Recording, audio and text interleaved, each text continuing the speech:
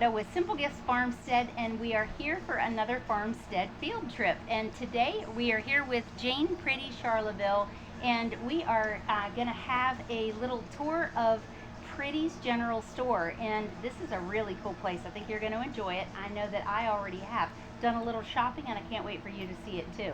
So Jane, tell us about your place. Well, first of all, welcome. I'm Jane. I'm the third generation of Priddy's to operate the store. The store originated in 1888. The Hartman family originated the store here.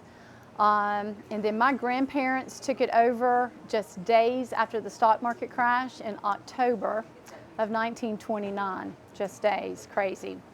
So grandparents operated the store, and then my mom and dad took it over in 1960. And of course, when my grandparents operated the store, it was a true general store, but when my dad took it over, he was all about small engines, and his passion was to be a NASCAR driver. So the revenue flow here was our McCulloch chainsaw dealership, Snapper lawnmower dealership, and he had a repair shop here. So he's been gone now since 1999, and I took over managing the store. My mom just lost her a little over a year ago, but we had to find a way to reinvent the store. It was very tough days, but we were driven to make it work.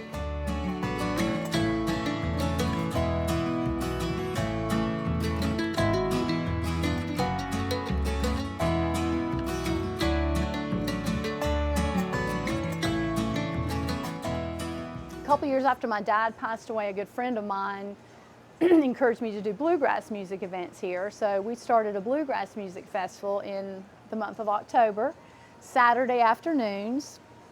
And so that's kind of helped the revenue flow of the store. I left a job training salespeople with Estee Lauder. I was there for 10 years after my first child was born. I just wanted to be with my children growing up. So I came back to work here in December of 1995.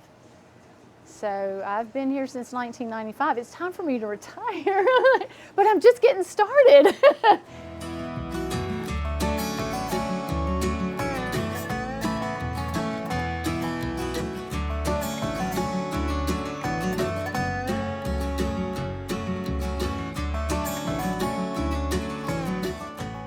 One thing that we really like doing here is making people feel a part of our family business, and we want you to feel like family when you come in. And I say that it bears the name Priddy's General Store, but it could be anybody's general store because we share this with the community. And it's history, and grandparents and great-grandparents, shopped here, and there's the connection for those people.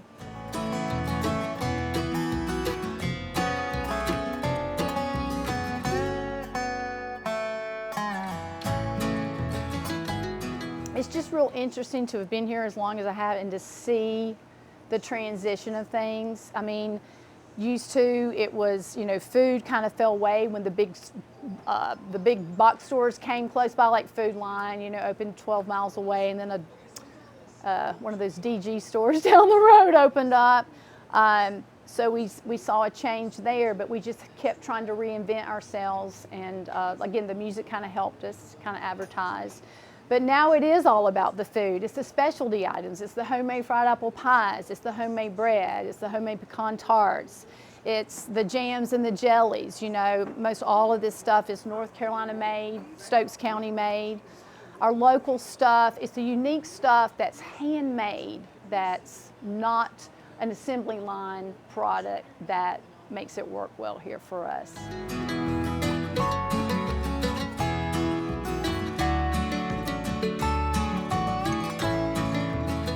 I even had a customer tell me 20 years ago, Jane, people come here not only to buy things, they come for conversation.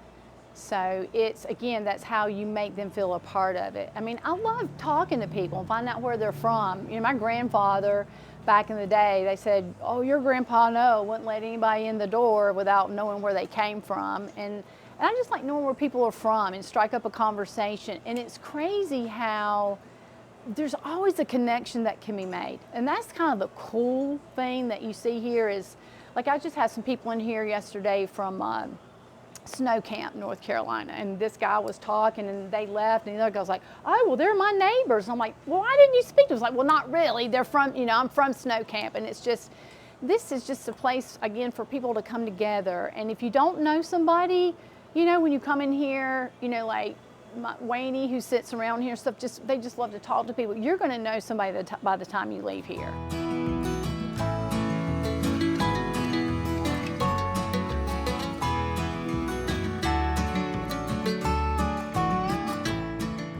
I don't know, it's just a piece of nostalgia that I'm just grateful and thankful that God has allowed us to be blessed to be here for people and to let people know that there's still people out there that care about you.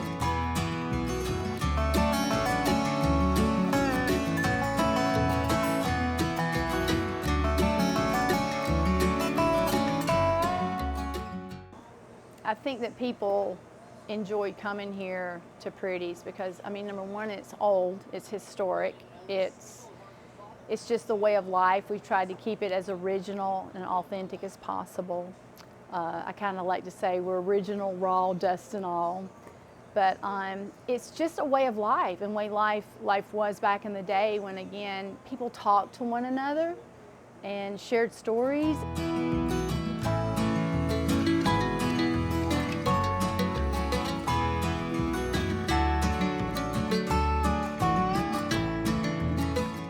Service to the community. It's not about me being here making a dollar, because if that had been the reason, I'd been long gone. But it stands for a family testament of my family, first and foremost. My grandmother, who operated the store, made me very proud, and I heard great stories about my grandmother and serving the community. Again, it was depression when they came in here, and I actually had a lady tell me probably about 10 years ago, she pulled me aside at an auction sale, and she says, I want you to know something about your grandmother. And she said, if it hadn't been for your grandmother during the Depression, our family would have probably starved.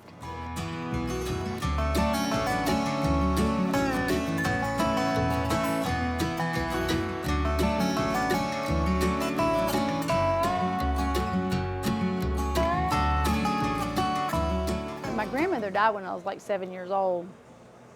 And you know people when you're 7 years old, but you don't really know their heart. So when people would come in, I say, tell me something you remember about my grandmother. And one of the last things that I ever heard about 3.5 years ago was, oh, if anybody knew your grandmother, Miss Lula, it was about God, family, and customers. And I about fell out of my chair, because that's kind of what I want to be here. Is I just want to be light, and an encourager and an inspire. It's about Him first and foremost, and then it's family and then customers. But the only difference for me is I feel like my customers are my family.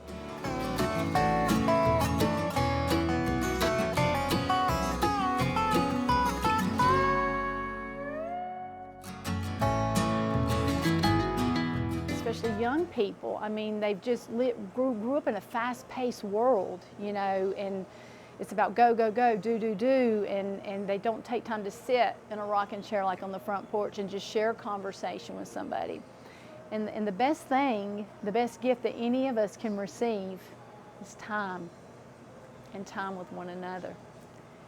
And I try to give that as part of, if you're buying blackberry jelly, let me give you a little time and talk to you if you want to, or whatever it be. And, anything that's done with love and care always tastes better, right?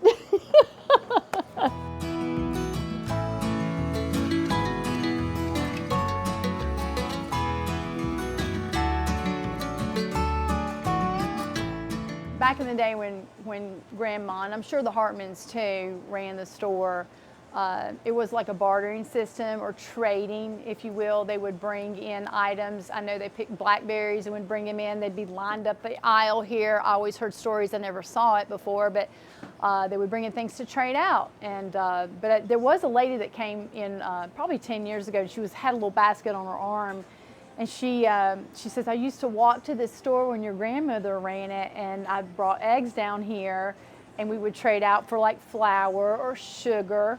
Again, it was the big bulk items. It's interesting how, now, you've got these other big box stores, you buy this big bulk stuff. So big bags of flour, feed, and things like that. I mean, they didn't really come in and buy a lot of already like homemade baked goods because they was doing all the cooking at home.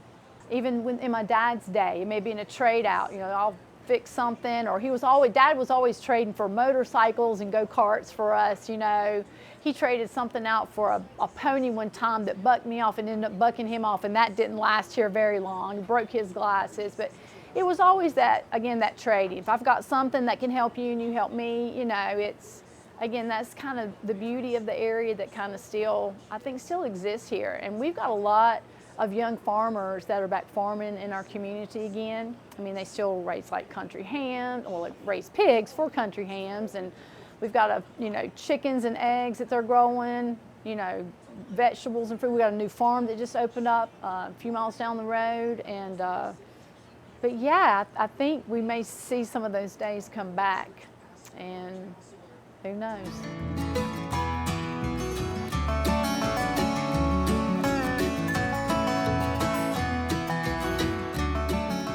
Everybody, the way of living here was farming.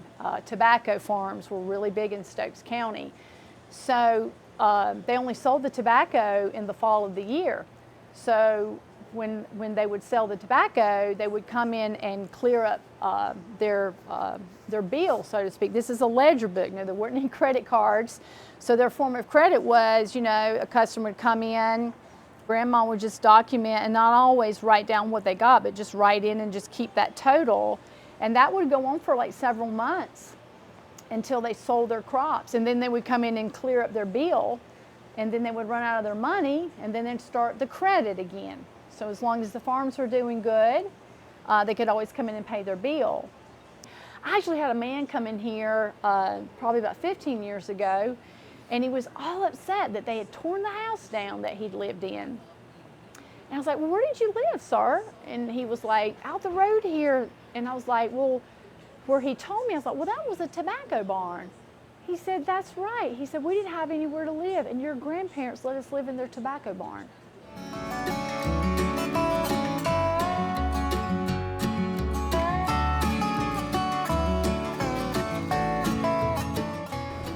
Jane, I thank you so much for showing us your store, and I would just like to encourage you guys to stop by Priddy's and come to Danbury, North Carolina when you're in the area, and just enjoy all that is here. Just take hold of some nostalgia, take hold of some memories here, and just get some feel good for yourself. We'll see you next time on our next Farmstead field trip. And until next time, from Simple Gifts Farmstead, I'm Rhonda, and I thank you for watching today.